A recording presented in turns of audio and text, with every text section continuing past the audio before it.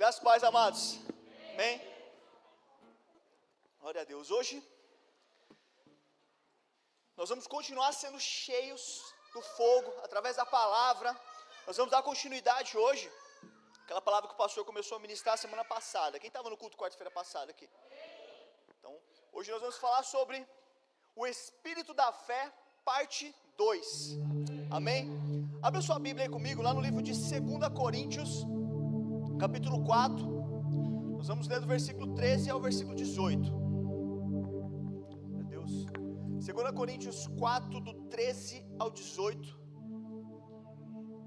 no versículo 13 e versículo 18, perdão, diz assim, ó: tendo, porém, o mesmo Espírito da fé, como está escrito, eu criei, por isso falei, também nós cremos, por isso também falamos.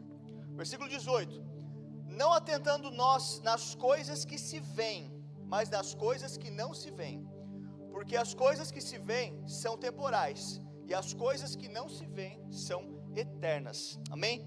Feche seus olhos aí, vamos orar. Senhor, em nome de Jesus, Pai, nós oramos para que o Teu Espírito, Senhor, nesta noite derrame sobre nós mais fé, Senhor, que nós vamos romper em fé, Pai, que a nossa vida seja marcada, Senhor, pelo sobrenatural de Deus, Pai. Senhor, em nome de Jesus, que o Teu Espírito venha trazendo sobre nós revelação da Tua palavra, Senhor. Pai, em nome de Jesus, usa, Senhor, a minha vida nessa noite, que nós venhamos sair daqui, Pai, cheios, transbordando, Senhor, unção, ousadia, fé, em nome de Jesus, amém. Glória a Deus. Irmão, semana passada o pastor começou a ministração, primeira parte do Espírito da Fé, e hoje a gente vai dar continuidade. Mas antes da gente começar a palavra, eu quero recapitular um pouquinho do que foi ministrado semana passada. Se você não estava aqui no culto, o pastor semana passada, foi pastor, que pessoa quarta-feira passada foi? O pastor ministrou a primeira parte dessa mensagem, e o primeiro tópico que o pastor falou semana passada, foi que o Espírito da Fé, ele é ativado pela palavra. Tem uma passagem bíblica que deixa muito claro isso. No livro de Mateus, Jesus diz assim: se tiveres fé, se eu tiver fé, eu vou dizer ao monte, sim ou não? A Bíblia não diz só que eu só preciso ter fé e as coisas vão acontecer. A Bíblia diz que eu preciso ter fé, e na medida que eu tenho fé, então eu vou começar a declarar aquilo que eu creio. Jesus deixa claro que não basta apenas crer, eu preciso falar conforme aquilo que eu creio. Então, se eu creio que o monte pode ser representado ali por um problema, por uma dificuldade, se eu creio que essa dificuldade, que esse monte vai sair da minha vida, eu preciso declarar, eu preciso começar a liberar palavras sobre isso, baseado naquilo que eu creio. E a segundo tópico, o pastor falou que o Espírito da Fé é dado a qualquer pessoa que crer. No começo dessa mesma passagem, Jesus diz assim: qualquer que disser a este monte e não duvidar em seu coração. Então Jesus deixa claro que o Espírito da Fé, ele está disponível para todo aquele que crê. Às vezes a gente é ensinado que esse Espírito da Fé, essa unção que vem através da fé, é só para pastores, só para... Quem já ouviu algo semelhante aqui? Ou foi ensinado lá atrás que esse Espírito da Fé não era para qualquer um, era só para pastores, líderes. Eu ouvi muito isso. Só que a Bíblia é clara quando ela diz que esse Espírito da Fé, ele se move através de qualquer pessoa que crê. O Espírito da Fé não faz acepção de pessoas. Então, se eu creio, eu declaro e as coisas acontecem. Amém? E o terceiro tópico, que foi o que mais me marcou, é que o pastor ministrou semana passada que o Espírito da Fé, ele é contagioso. O Espírito da Fé, ele contagia. E por isso nós precisamos andar com pessoas, irmãos, que vai nos motivar a crescer. Pessoas que vão nos motivar a querer que a nossa fé aumente cada vez mais, aumente gradativamente. E quando a gente olha para a Bíblia, a gente vê o exemplo lá. Josué, ele pegou o espírito de Moisés.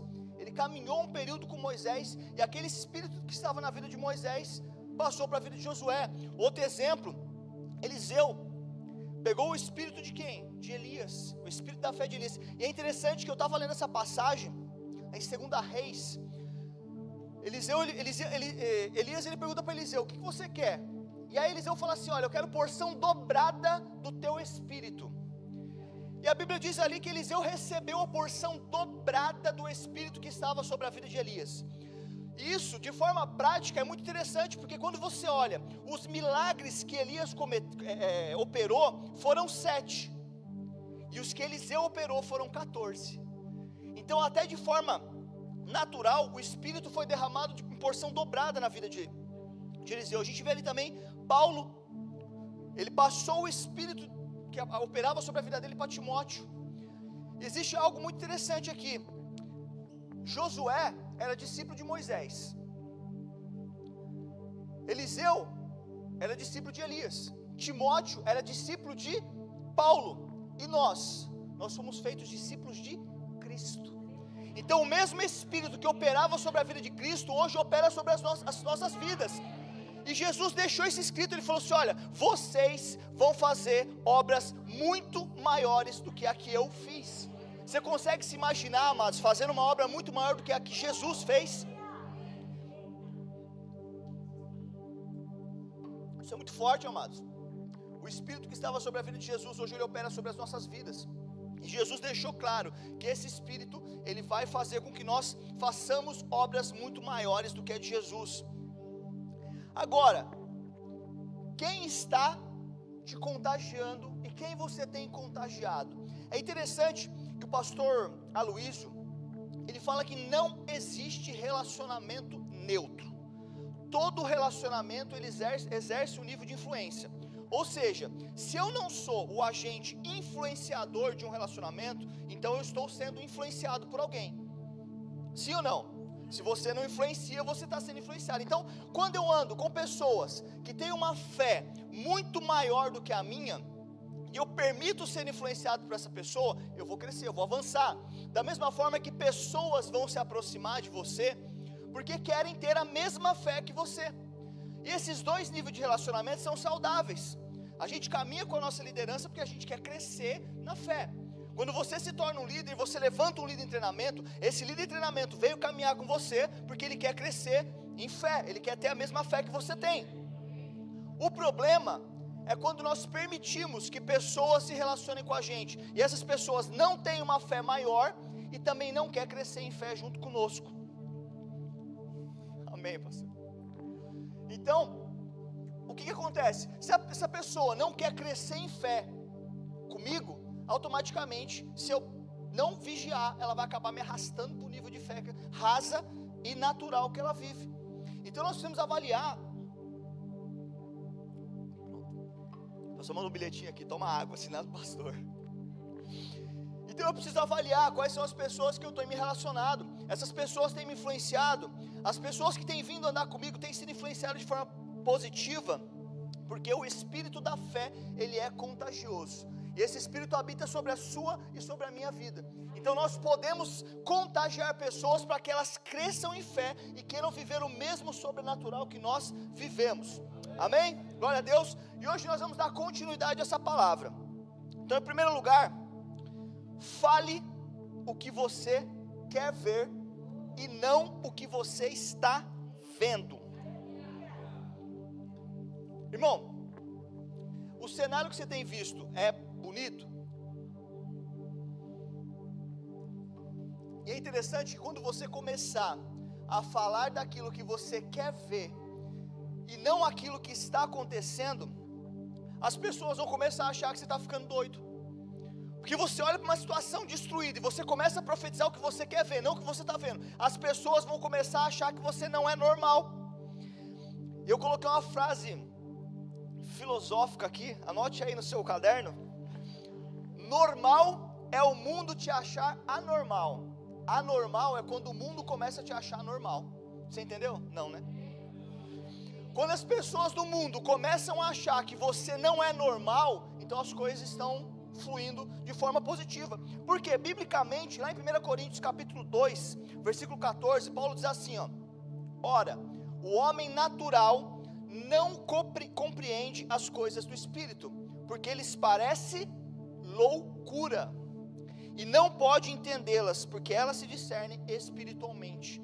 as coisas espirituais para o mundo vão parecer loucura. Quando você começar a olhar o cenário e começar a declarar coisas que vão completamente contra aquilo que você está vendo, as pessoas não vão entender. As pessoas não vão entender e vão achar que você está com algum problema. Amém? Porque a base da vida cristã, meu amado, é a fé. A fé é o combustível da vida cristã. Um exemplo disso, quando você que tem habilitação, você que dirige, você pega o carro e você olha, o carro está na reserva. Você consegue ir longe com esse carro? Se o carro está com combustível na reserva, você sabe que você não consegue ir longe, porque a reserva é só para você chegar no local onde você precisa abastecer. Agora, e quando você pega o carro e o tanque está cheio, tá? O ponteiro está batendo lá do outro lado, você olha e fala assim: bom, com essa gasolina eu consigo ir longe, eu vou muito mais além do que eu iria se eu estivesse na reserva. Se a fé é o combustível da vida cristã, se nós vivermos com a fé na reserva, automaticamente eu não vou a lugares muito longe. Só que quando eu estou cheio de fé, quando eu estou fluindo no sobrenatural, o que acontece? Eu olho e eu sei que eu posso romper, que eu posso avançar. E diferente do natural, essa fé, esse espírito da fé, ele é gratuito. O posto para reabastecer a fé é aí onde você está sentado. É aí onde você está sentado que você é cheio de fé. E quando você está abastecido, você está rompendo em fé, o que acontece? Você vai além, meu irmão. Você flui no sobrenatural. Nada te para, nada te bloqueia, nada te desanima. Quando a gente está cheio da fé, você começa a profetizar aquilo que você quer ver. A situação está destruída, você começa a profetizar a vida. Vai mudar, vai ser transformada, as coisas vão acontecer. Porque eu não posso viver baseado no natural. Eu não posso falar daquilo que eu vejo, eu preciso falar daquilo que eu creio. Se eu creio, eu preciso falar. Lá em Romanos, capítulo 1, versículo 17, Paulo ele usa a palavra fé 3 vezes seguida. Em um versículo, Paulo diz assim: visto que a justiça de Deus se revela no Evangelho, de fé em fé, como está escrito, o justo viverá pela fé. Eu estava olhando aqui, eu achei interessante que Paulo fala assim: está escrito. Toda vez que você vê esse termo na Bíblia, está escrito, é uma referência ao Antigo Testamento. Por quê? Porque o Novo Testamento estava sendo escrito. Então Paulo não tinha as cartas de Mateus lá para ele olhar e falar assim: olha, Mateus disse. Então toda vez no Novo Testamento que você vê o termo está escrito, é uma referência ao Antigo Testamento. E eu fui procurar, lá em Abacuque 2:4, Abacuque, na Antiga Aliança, no Velho Testamento, já declarava que o justo viveria pela fé. E eu lembrei da pastora ministrando quando ela falou que o Antigo Testamento ele é uma sombra do Novo Testamento. Então até no Antigo Testamento, até na época da lei, os profetas já declaravam que não dá para alcançar nada pela lei. O justo vive pela fé. E aqui Paulo fala do justo, mas quem é o justo? O justo é todo aquele que é justificado em Cristo. Ou seja, eu e você. Então Paulo está dizendo aqui, de forma prática, desconsidere tudo que você está vendo com os olhos naturais e comece a agir pela fé. Comece a declarar pela fé. Bom, se você deseja uma vida financeira próspera e abençoada, pare de olhar para a crise. Pare de olhar para a crise. Pare de olhar para essa situação que o mundo está vivendo. A crise, meu amado, é um fato.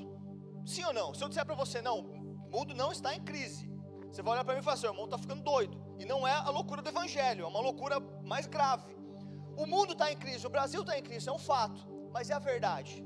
A verdade do evangelho é que eu e você seremos supridos. É interessante que quando a Bíblia diz que nós seremos supridos, não tem aquele asterisco no canto. Quando você pega uma embalagem com uma imagem bonita, tem um asterisco embaixo. Quando você vira atrás está escrito assim: imagem meramente ilustrativa. Então quando você abre o pacote, você vê que o que tem dentro não tem nada a ver com o que estava na embalagem. Sim ou não? Ou sempre tem um asterisco com uma notícia triste e pequenininha do outro lado. Mas quando Jesus fala que eu e você seremos supridos, não tem um asterisco do lado dizendo assim: olha, você será suprido só se o mundo não entrar em crise. Não tem isso. A Bíblia é clara que nós seríamos supridos a todo momento. Então quando Paulo diz que eu e você viveríamos pela fé, ele está dizendo que independente de qualquer circunstância, nós, pela fé, alcançaríamos o suprimento de Deus. O problema, irmãos, é que nós temos que aprender, eu pelo menos estou aprendendo isso, a parar de olhar para o problema e começar a profetizar a solução. Porque às vezes a gente se depara com uma dificuldade e a gente só olha para o problema. E quando você começa a olhar muito para o problema, você só fala do problema. E quanto mais você fala do problema, mais você lembra do problema. Sim ou não? Se eu chegar para você e falar assim, não pense em pizza, qual a primeira coisa que você pensou? Você já imaginou até o sabor? Você já viu aquela caixa sendo aberta, sim ou não? Ou seja, quanto mais você fala daquilo, mais você vai lembrar daquilo. Então, se eu quero viver pela fé, eu preciso parar de olhar para o problema e começar a declarar a solução que eu quero e que eu preciso para aquele problema. E quando eu começo a fazer isso, as coisas começam a acontecer, amados. Nós andamos por fé e não por vista. Nós andamos por fé e não por aparência. Tem um pregador chamado Smith. Coloca o nome dele aí para mim. Eu não vou nem me arriscar a falar o sobrenome dele, que é para não passar vergonha. Ele foi um pregador britânico e o ministério dele foi marcado. Eu fui pesquisar um pouquinho sobre ele, porque a frase que ele me chamou a atenção. Eu fui pesquisar um pouquinho sobre ele e fala que o ministério desse homem foi marcado por fé e cura. E aí você começa a olhar na internet, você vê alguns relatos fortes em relação ao ministério dele. Pesquise lá na sua casa, leiam sobre esse pregador. Ele foi um pregador britânico, um dos percussores do movimento pentecostal. Sabe esse fogo que você gosta aí? Essa unção. Ele foi um dos reavivalistas que trouxe esse fogo, essa unção de volta. E ele diz assim, ó: nenhum homem olha para a aparência se ele crê em Deus. Você crê em Deus? Então você não é desses que olha para a aparência. Quando nós cremos em Deus, nós deixamos de olhar para o problema e agora a gente começa a liberar palavras que vai trazer a solução sobrenatural para o problema que eu tenho. Como eu falei, irmãos, a crise é um fato? É um fato. Só que quando eu creio em Deus, eu deixo de me preocupar com as coisas naturais e agora eu começo a crer no sobrenatural. Por quê? Porque o Deus que eu creio é sobrenatural. E quando eu começo a crer nesse Deus, eu começo a fluir no sobrenatural. Nós não nos movemos, amados, pelo que nós vemos, nem pelo que nós sentimos. Nós vamos nos mover por aquilo que nós cremos. Se você crê na cura, comece a falar da cura. Irmão, mas a enfermidade está ali. Pare de olhar para ela e comece a declarar cura. Eu creio que eu vou ser curado, eu creio que a cura vai acontecer. Aleluia, glória a Deus. Em segundo lugar, o que você vê é temporário, o que você não vê é eterno. Aleluia. Lá em 2 Coríntios 4,18, que é o último versículo que a gente leu, Paulo fala assim, ó: não atentando nós às coisas que se veem, mas nas que não se veem, porque as coisas que se veem são temporais, mas as que não veem são eternas. Lá no livro de Números, no capítulo 14, Moisés ele envia 12 espias para dar uma olhada na terra que Deus havia prometido que ia dar para o povo. Esses 12 espias voltam e 10 deles voltam relatando todos os problemas que tinha na terra. Todos. Volta colocando que tinha gigante, os olhos naturais deles olharam só para o problema. Olha, a terra lá é até boa, mas ó, o povo é forte, o povo é gigante, tem impossibilidades de entrar, tem aquela dificuldade. Dos 12, 10 olharam com os olhos naturais e só viram os problemas. Mas teve 2 homens que olharam para aquela terra com os olhos espirituais, os olhos da fé, e eles viram Deus entregando a eles aquela terra. Esses 2 homens foram Josué e Caleb. Foram os únicos 2 que enxergaram de forma espiritual, que olharam para aquela terra pela fé. E é interessante que no versículo 24 de Números 14, Deus fala que havia um espírito diferente sobre a vida deles. Aqueles 10 homens que trouxeram uma visão negativa da terra, estavam com o espírito da incredulidade, mas a Bíblia diz, Deus declara que Josué e Caleb possuíam um espírito diferente do espírito daqueles 10 homens, e por isso, só eles e os seus descendentes entraram na terra. Amados, não permita que a sua vida natural confunda a sua posição em Cristo. Lá no livro de 2 Reis, tem uma outra passagem muito interessante, 2 Reis 6, que a Bíblia fala que Geazi levanta, e quando ele levanta ele olha para fora da cidade e vê um exército inteiro cercando a cidade. Geazi volta correndo desesperado, acorda Eliseu e fala para ele assim: Eliseu, a cidade está cercada, tem um exército cercando a cidade, e agora?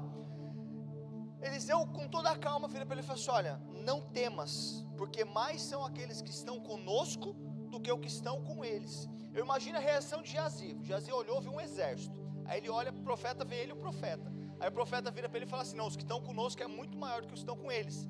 Aquela cara de interrogação de Geazi. Só que a atitude do profeta é orar para que Deus abra os olhos de Geazi, para que ele possa ver de forma espiritual. E a Bíblia diz que quando Eliseu ora, Geazi enxerga uma multidão de cavalos e carros de fogo em volta deles. Irmãos, isso é forte demais. Quando os olhos espirituais de Geazi é aberto, ele começa a ver que de forma espiritual havia um exército de carros e cavalos de fogo protegendo eles, protegendo a cidade. E essa não é uma visão só daquele momento, essa é uma visão prática hoje da nossa vida. Em volta da minha, da sua vida, da sua família, da sua casa, de forma espiritual, há um exército te guardando, te protegendo, trabalhando a seu favor. Amém? Os olhos naturais de Geazi só conseguiu ver o desespero. Os olhos espirituais de Eliseu conseguiu ver o descanso. Enquanto de forma natural havia desespero na vida de Geazi, de forma espiritual havia descanso na vida de Eliseu. As pessoas podem falar assim: irmão, mas qual a diferença? No final deu tudo certo. A diferença é que quando você olha pelos olhos da fé, você não se desespera, você descansa, porque você sabe que as coisas vão acontecer. Quando a gente começa a enxergar as coisas de forma espiritual, a gente começa automaticamente a ter um descanso em Deus. Você começa a descansar e entender que de uma forma ou de outra Deus vai operar a nosso favor. Amém? Glória a Deus. Sabe por que muitas vezes nós vemos o inimigo, amados? Porque o inimigo ele é temporal, mas a vitória que nós muitas vezes não conseguimos ver é porque ela é eterna.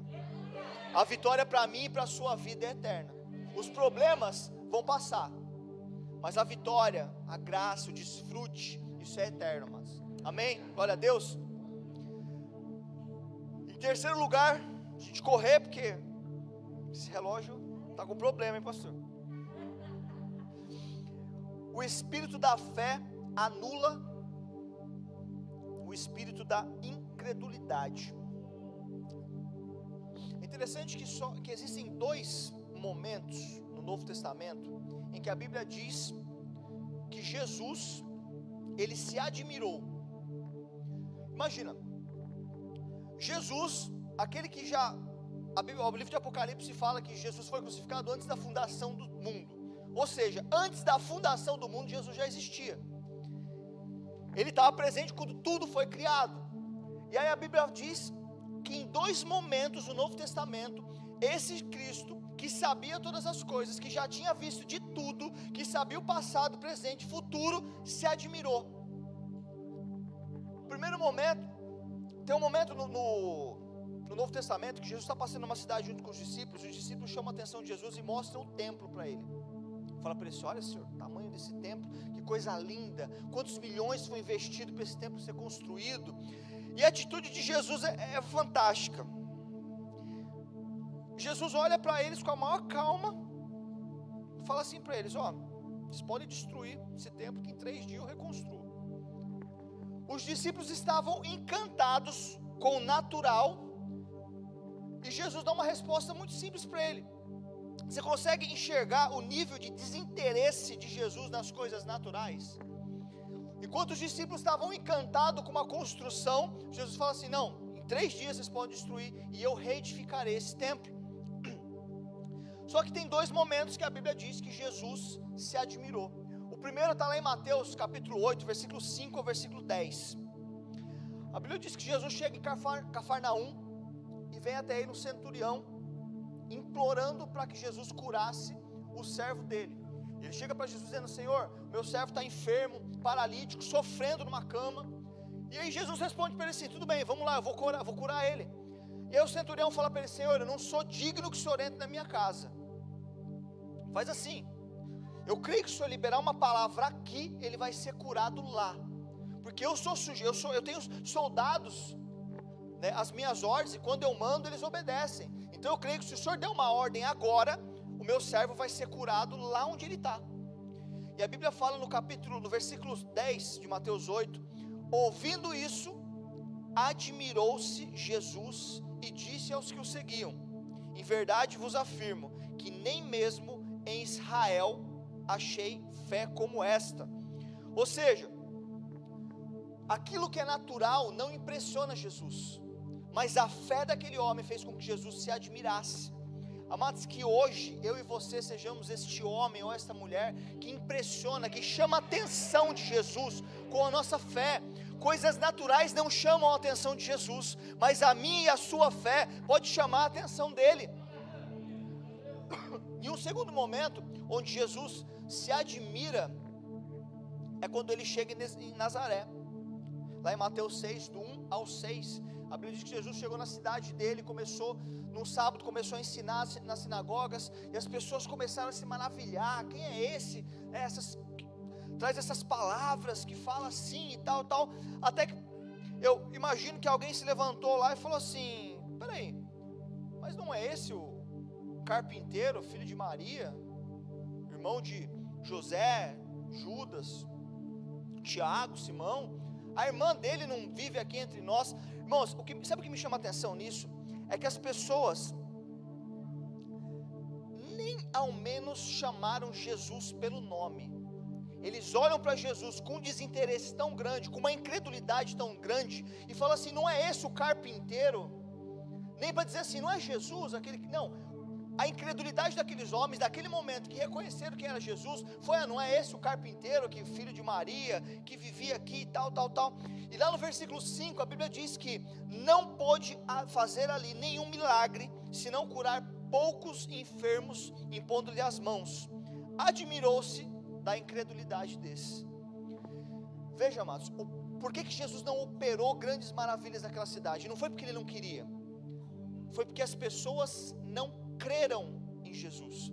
A Bíblia é clara que o motivo pelo qual Jesus não operou grandes maravilhas foi por causa da incredulidade do povo. Então, enquanto a fé de alguns chama a atenção de Jesus, a incredulidade de outros também. O problema é que quando essas pessoas foram incrédulas, elas deixaram de viver o melhor que Deus tinha para elas. Imagine quantos milagres Jesus poderia ter operado naquele lugar, porém por causa da incredulidade, eles não viveram o melhor que Jesus tinha para aquela cidade. Existe algo fundamental, amados, na vida cristã: o espírito da fé, ele anula o espírito da incredulidade, porém o espírito de incredulidade pode anular o espírito da fé. E quem que tem poder para tomar essa decisão? Eu e você. Essa decisão é nossa. Ou eu vou chamar a atenção de Jesus pela minha fé, e Jesus vai se levantar e olhar e falar assim: para quem é aquele ali que está orando dessa forma, que crê dessa forma? Não, é esse que eu vou abençoar, é esse que eu vou derramar. Porque, irmãos, o milagre está disponível, a fé é a forma que você acessa isso. O melhor de Deus está disponível para mim e para a sua vida. Cura, restauração, salvação, renovo, tudo que você precisa, Jesus deixou disponível. E como que eu acesso? Através da fé. Quando eu creio naquilo, as coisas acontecem. Quem que decide? Eu e você. Se você tinha um programa numa emissora há uns anos atrás, há muitos anos atrás, tinha uma história, e aí no final tinham 2 finais, se você ligava um número para escolher qual final você queria. Quem lembra disso? Levanta a mão aí. Bom, a galera que nasceu de 87 para cá não faz a mínima ideia do que eu estou falando, né? Esse programa chamava de Você Decide, se eu não me engano. Você ligava lá e decidia o final. Na vida espiritual é a mesma coisa. Você decide o final. Ou você vai ser ricamente abençoado, ou não. A escolha é minha e sua. Você decide. Você decide no mundo espiritual. Tem 2 finais. A escolha é nossa. Existe um escritor cristão, Kenneth, também não vou falar sobre o nome dele, que ele diz assim, ó: a incredulidade é o ladrão da melhor bênção de Deus para a sua vida. Eu li isso aqui, eu grifei aqui, escrevi assim, forte em cima. Ele deixa bem claro que a incredulidade é o único ladrão que pode roubar a melhor bênção que Deus tem para mim e para a sua vida. Qual que é a melhor bênção que você poderia receber de Deus hoje? Pensa aí. A incredulidade é o único ladrão que pode roubar isso de você. Agora, a fé é a única forma de acessar isso em Deus. Quando você crê, as coisas acontecem. Eu sempre falo daquela passagem do cego que chega diante de Jesus e fala: Senhor, preciso de um milagre. Jesus pergunta: o que você quer que eu te faça? Ele fala assim: eu quero ser curado. Jesus pergunta: você crê que eu posso te curar? Ele fala assim: creio. Então seja feito segundo a sua fé. Tudo será feito segundo a nossa fé, segundo aquilo que eu creio. Se eu creio, as coisas vão acontecer. Amém? Glória a Deus. Aleluia. Jesus sabia que a cura, agora a incredulidade tem cura? Tem. Como que eu curo a incredulidade? Como que eu combato a incredulidade? Como que eu recebo fé? Ou seja, a fé, a Bíblia diz que vem pelo ouvir a palavra. Quanto mais eu me alimento da palavra, quanto mais eu sou cheio da palavra, mais a minha fé aumenta. Ou seja, o que eu tenho ouvido, a palavra de Deus, então a minha fé ela começa a crescer. É automático. Quanto mais eu me alimento da palavra, mais a minha fé cresce. Quanto mais fé eu tenho, mais sobrenatural eu vivo. É uma coisa que vai acontecendo, é automático. Eu ouço a palavra, eu tenho fé, a minha fé cresce, o sobrenatural acontece. Amém? Quer viver o sobrenatural na sua vida, amados? Quer fluir no sobrenatural? Fé é o cartão de acesso para essas coisas. Isso é tão forte que no final do versículo 6 de Marcos 6, Jesus diz assim: admirou-se da incredulidade deles, contudo percorria as aldeias circunvizinhas a ensinar. Jesus sabia que a cura para a incredulidade era pregar a palavra. Então Jesus chegou ali, quando aquela cidade não quis receber, a Bíblia diz que ele foi pregando a palavra às cidades vizinhas, foi ministrando fé para aquelas pessoas. Amados, nesses dias o Senhor tem, nesses meses já, né, pastor, que a gente vem falando de fé toda quarta-feira, Deus tem despertado a igreja para fluir no espírito da fé, meu irmãos. Esse é o momento de você viver o sobrenatural. Você tem recebido palavra quarta-feira, em cima de quarta-feira, e fé. Só não vai romper nesses dias quem não quiser. Só não vai viver o sobrenatural nesses dias quem não quiser. Afinal de contas, você decide. Você escolhe o final dessa história. Alguém que vai marcar uma geração pela fé, ou alguém que não vai fazer diferença nenhuma na geração. Eu quero ser daqueles que vão marcar a geração pelo espírito da fé. E você, sim ou não? Amém? Glória a Deus. Amados, coloque de pé no seu lugar.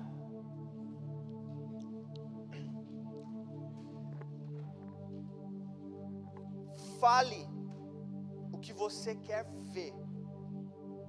Tira os olhos do natural, tira os olhos do problema, tira os olhos do cenário. E começa nessa noite a ministrar, a declarar aquilo que você quer ver. Lembre-se que tudo isso aqui, amados, é passageiro. Os problemas vão passar, as dificuldades vão passar, mas existe algo eterno separado para mim e para a sua vida. E você pode usar o espírito da fé para combater todo tipo de incredulidade. Feche os teus olhos nesse lugar. Eu quero te convidar agora a ter um momento assim particular com o Senhor, onde você vai tirar os olhos de todos os problemas, de todo o cenário que o diabo tem colocado na sua frente, onde você vai fechar os seus olhos naturais nessa noite para toda dificuldade. E o desafio você essa noite é começar a clamar: Senhor, abre os meus olhos espirituais, assim como o Senhor abriu os olhos de Geazi, e ele pôde contemplar algo sobrenatural. Senhor, essa noite eu quero ver o sobrenatural que o Senhor tem separado para a minha vida. Que você comece a orar aí: Senhor, eu quero ver com os olhos sobrenaturais. Eu quero enxergar, Deus, aquilo que o Senhor tem separado para a minha vida, o sobrenatural que o Senhor tem separado para a minha vida. Comece a orar aí no seu lugar, clamando para que você venha a partir de hoje viver um sobrenatural assim que você nunca viveu antes. Comece a clamar para que o Senhor esteja derramando sobre você o espírito da fé, para que essa fé venha crescer dia após dia, para que você venha ser um referencial de um homem, uma mulher cheio da fé, que aonde você chega o espírito da fé contagia, as pessoas querem crescer junto. Comece a clamar: Senhor, enche-me nessa noite nesse espírito, Deus. Oh,